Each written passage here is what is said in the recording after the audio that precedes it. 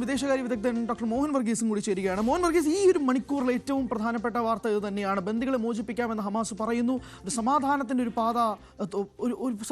പാത തുറക്കുന്നു എന്നത് വേണം തന്നെയും ഈ മണിക്കൂറിൽ മനസ്സിലാക്കാൻ. താങ്കൾ എങ്ങനെയാണ് നോക്കിക്കാണുന്നത്? സമാധാനത്തിന്റെ പാത തുറക്കുന്നു എന്ന് തന്നെയാണ് മനസ്സിലാക്കുന്നത്. 72 മണിക്കൂർ സമയം ഏതാനും മണിക്കൂറുകൾക്കുള്ളിൽ അവസാനിക്കുകയാണ്. ഇന്ന് ഞായറാഴ്ച ദിവസം അതിനുള്ളിൽ തന്നെ തീരുമാനമെടുക്കണം എന്ന കർശനമായ ഉപാധിയാണ് ഡൊണാൾഡ് ട്രംപ് മുന്നോട്ട് വെച്ചത്. അതിനോട് അനുരൂപമായ രീതിയിൽ പൂർണ്ണമായി പ്രതികരിച്ചില്ല എങ്കിൽ പോലും ബന്ദികളെ മോചിപ്പിക്കുന്ന കാര്യത്തിൽ ഹമാസ് ഇപ്പോൾ അനുകൂലമായി പ്രതികരിച്ചിരിക്കുന്നു. ഇപ്പോൾ അവശേഷിക്കുന്നത് 48 ബന്ദികളാണ്. അതിൽ 20 പേര് ജീവനോടെ ഉണ്ട് എന്നാണ് കണക്ക്.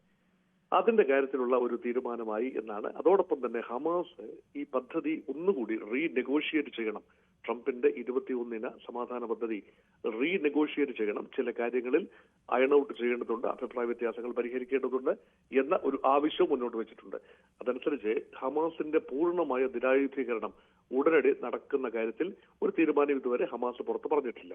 അതുമാത്രമല്ല, ഭാവി അഡ്മിനിസ്ട്രേഷനിൽ ഹമാസിന്റെ പങ്കാളിത്തം എന്തായിരിക്കും എന്നതിനെക്കുറിച്ചും ഒരു ധാരണ ഇപ്പോൾ ഹമാസിന്റെ ഭാഗത്തുനിന്നും ആയിട്ടില്ല.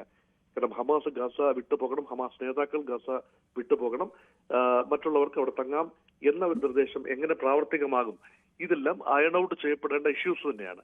അതുകൊണ്ട് ഇപ്പോഴത്തെ ഒരു അവസ്ഥയനുസരിച്ച് ഈ 72 മണിക്കൂർ അവസാനിക്കുന്ന ഈ ഘട്ടത്തിൽ ഇനിയൊരു കടന്നുകയറ്റം, ഇനിയൊരു എസ്കലേഷൻ ഉണ്ടാകുന്നില്ല എന്ന് ഇസ്രായേൽ ഉറപ്പുവരുത്തേണ്ട കാര്യവുമുണ്ട്. അത് മാത്രമല്ല, ബന്ദികൾ സുഗമമായി മോചിപ്പിക്കപ്പെടണമെങ്കിൽ ഇസ്രായേലിന്റെ ബോംബിംഗ് നിർത്തിവെക്കേണ്ടതുണ്ട്. അതുകൊണ്ട് ഇപ്പോഴും തത്വത്തിൽ സീസ് ഫയർ അംഗീകരിക്കപ്പെടുന്നു എങ്കിൽ പോലും സീസ് ഫയർ പൂർണ്ണമായി നിലവിൽ വന്നിട്ടില്ല ഈ നിമിഷവും. അത് ആശങ്കപ്പെടുത്തേണ്ട ഒരു കാര്യം തന്നെയാണ്. പക്ഷേ രണ്ട് ഭാഗത്തും കാര്യമായ പുരോഗതി ഉണ്ടായിട്ടുണ്ട്. അറബ് രാജ്യങ്ങൾ, പ്രത്യേകിച്ച് ഖത്തറും ഈജിപ്തും മധ്യസ്ഥത വഹിക്കുന്ന ഈ സമാധാന പദ്ധതിക്ക് വലിയ രീതിയിലുള്ള അറബ് ഇസ്ലാമിക ലോകത്ത് നിന്നുള്ള പിന്തുണയുമുണ്ട്. കാരണം അറബ് ഇസ്ലാമിക ലോകം മുൻപ് ചിതറി നിൽക്കുകയായിരുന്നു. ഇപ്പോൾ ട്രംപിന്റെ 21 പദ്ധതി അറബി ലോകത്തെ കൂടി കോൺഫിഡൻസിൽ എടുത്തുകൊണ്ടാണ് യുണൈറ്റഡ് നേഷൻസ് ജനറൽ അസംബ്ലിയുടെ സൈഡ് ലൈനിൽ നിന്നുകൊണ്ട് ഈ പദ്ധതി പ്രഖ്യാപിക്കുമ്പോൾ യഥാർത്ഥത്തിൽ അറബി ലോകത്തിന്റെ ഒരു നിശ്ചയദാർഢ്യം ഇതിൽ കാണാനുണ്ട്. അറബികളുടെ ഒരു കയ്യിലേക്ക് ബാറ്റൺ നൽകുന്ന ട്രംപിനെയും കാണുന്നു. അതുകൊണ്ട് ഇവിടെ ലോകരാജ്യങ്ങളെ കോൺഫിഡൻസിൽ എടുത്തുകൊണ്ട് അമേരിക്ക പോയി എന്ന ഒരു ഫീലിംഗ് ഇപ്പോൾ വൈകിയെങ്കിലും എത്തുന്നു. മുൻകാലങ്ങളിൽ ഏകപക്ഷീയമായി അമേരിക്ക കൊണ്ടുവരുന്ന പീസ് ഡീലുകൾ ലോകം അംഗീകരിക്കാതെ വരുന്നു, പ്രത്യേകിച്ച് ഇസ്രായേലിന് സ്വീകാര്യമല്ലാതെ വരുന്നു. ഇപ്പോഴത്തെ യൂറോപ്യൻ രാജ്യങ്ങൾ അണിനിരന്നിരിക്കുന്നു. അമേരിക്കയുടെ സഖ്യകക്ഷികളായ ബ്രിട്ടനും ഫ്രാൻസും ജർമ്മനിയും ഉൾപ്പെടെയുള്ള രാജ്യങ്ങൾ ശക്തമായി തന്നെ പീസ് പ്രോസസ്സിനോടൊപ്പമുണ്ട്. അതുകൊണ്ട് ഇത് ലോകത്തിന്റെ ഒരാവശ്യമായി വന്നിരിക്കുന്നു. അതെല്ലാം ഗവൺമെന്റുകളുടെ കാര്യം. ഇനി നോക്കൂ, ലോക മനസാക്ഷിയുടെ കാര്യം തന്നെ നോക്കൂ. ലോകത്തെ പൊതുജന അഭിപ്രായം ഉണരുന്ന ഒരു കാഴ്ചയാണ് കണ്ടത്. കഴിഞ്ഞ ഒരു മാസമായി തുടരുന്ന യാത്ര ഗ്ലോബൽ ഫ്ലോട്ടില.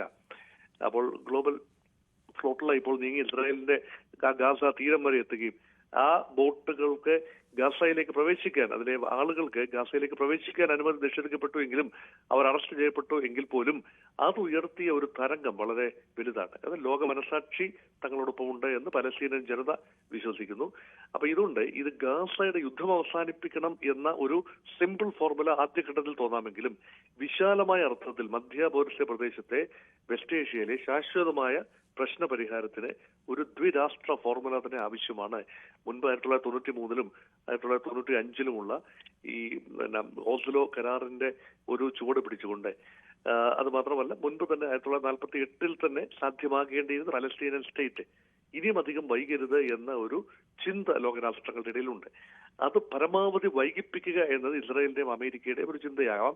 അതുകൊണ്ടാണ് ഇപ്പോൾ യുദ്ധം അവസാനിപ്പിക്കുകയും തൽക്കാലത്തേക്കെങ്കിലും ഒരു സമാധാനം വരികയും അങ്ങനെ പലസ്തീനിയൻ കോസ് എന്നത് പരമാവധി വൈകിപ്പിക്കാൻ സാധിക്കുമോ എന്ന തീരുമാനമാണ്. അല്ല എങ്കിൽ കാര്യങ്ങൾ കൈവിട്ടു പോകും എന്ന നിലയിലെത്തിയപ്പോഴാണ് അമേരിക്കയ്ക്ക് ഇങ്ങനെ ഒരു ഇടപെടൽ നടത്തേണ്ടി വന്നതും അത് ഇസ്രായേലിനെ കൊണ്ട് അംഗീകരിപ്പിക്കാനായതും ഹമാസിനെ കൊണ്ട് പാർഷ്യലി അംഗീകരിപ്പിക്കാനായതും അതുകൊണ്ട് തന്നെയാണ്. സൂചിപ്പിച്ചതുപോലെ തന്നെയാണ്. കാരണം ഇപ്പോൾ സൂചിപ്പിച്ചതുപോലെ തന്നെ ഗാസയിൽ മാത്രമുള്ള ഒരു കാര്യം കൂടിയല്ലല്ലോ, ഈ മിഡിൽ ഈസ്റ്റ് പോലും സമാധാനത്തിനുള്ള ലക്ഷ്യം കൂടി ഇതിലേക്ക് വഴി തുറക്കുന്നു എന്നുള്ളതൊപ്പം തന്നെയാണല്ലോ. പിന്നെ മാത്രമല്ല, നെതന്യാഹുവിനോട് ട്രംപ് തിരിച്ച് ഓഫീസിലേക്ക് എത്തിയതിനു ശേഷം നെതന്യാഹുവിനോട് ഇങ്ങനെ ഒരു യുദ്ധം അവസാനിപ്പിക്കണമെന്ന് ആദ്യമായിട്ടും കൂടിയാണ് ട്രംപ് പറയുന്നത്. ഇസ്രായേലിന്റെ ഭാഗത്ത് നിന്ന് ഇപ്പോൾ 2 വരി വൈറ്റ് ഹൗസിലേക്ക് ലഭിച്ച ഒരു സാഹചര്യത്തിൽ ഇസ്രായേലിനെ തുടർന്നുള്ള നീക്കം എങ്ങനെയായിരിക്കും എന്നാണ് താങ്കൾ മനസ്സിലാക്കുന്നത്? ഇസ്രായേലിന്റെ ഭാഗത്തു നിന്നുള്ള ഏറ്റവും പ്രധാന ആവശ്യം എന്ന് പറയുന്നത് ബന്ദികളെ മോചിപ്പിച്ച് കിട്ടുക, ഹമാസിനെ പൂർണ്ണമായി എലിമിനേറ്റ് ചെയ്യുക, ഇസ്രായേലിനെതിരെ ഉണ്ടാകാൻ സാധ്യതയുള്ള എല്ലാ സുരക്ഷാ ഭീഷണിയും അവസാനിപ്പിക്കുക. ഒരു സ്വതന്ത്ര പരമാധികാര രാജ്യമെന്ന നിലയിൽ സുരക്ഷിതമായി നിലനിൽക്കാൻ ഇസ്രായേലിന് കഴിയുക. ഇതാണ് ഇസ്രായേലിന്റെ പ്രാഥമികമായ ആവശ്യം. അതിൽ ബന്ദികളുടെ മോചനം 250ഓളം ബന്ദികളെയാണ് അന്ന് ഒക്ടോബർ 7, 2023 ഹമാസ് കൊണ്ടുപോയത്.